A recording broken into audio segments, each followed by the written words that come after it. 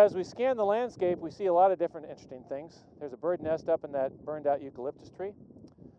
There's an old home that looks like it burned out in the previous fire, perhaps 10 years ago. And as we scan the landscape further, you'll see the eucalyptus trees are kind of up the riparian canyon area. As you go and look into the hills, you can see the Ceanothus chaparral that was 10 years old recovering quite nicely. And as you drop down, you'll see a lot of these Ceanothus shrubs are all kind of curled over, hunched over, almost like they're surfing on the ground.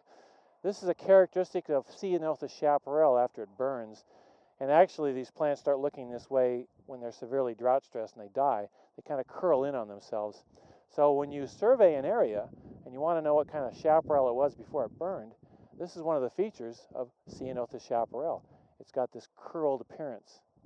What we have here is a 10-year-old Ceanothus chaparral stand that had recovered slowly from the fire 10 years ago, but it burned in 2007.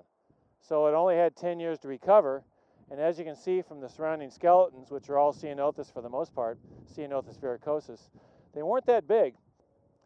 In my hand, what I have are charred but unburned leaves of Ceanothus verrucosus. And what that means is this was not a hot fire. The other factor is probably important too, and that is after 10 years, these plants probably didn't have enough seed dropped during that time period to have a sufficient seed bank to recover. Here is one Ceanothus verrucosus seedling in this area, and I see a couple more in this one particular space. But typically after a fire in a Ceanothus stand, you'd have dozens of these little seedlings. We're just not seeing that in this particular area because of the fact there just wasn't enough time, which was 10 years, for the Ceanothus to drop enough seeds.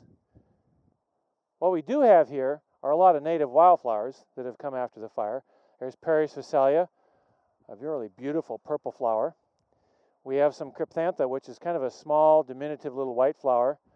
There's some wild cucumber that's resprouting from the underground root, which is not responding to the fire at all. It's just you can see it really well because the ground's black.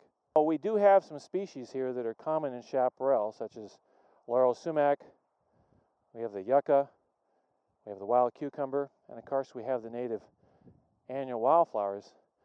What's happened now is a big component of the chaparral has been removed, specifically the Ceanothus.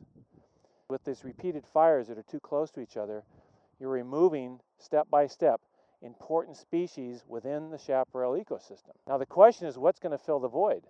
Well, I can predict probably in 3 or 4 years here, when there isn't the growing chaparral shrub canopy, which would have been recreated by the Ceanothus seedlings as they got larger and larger and larger, what will probably fill the void will be non-native invasive weeds.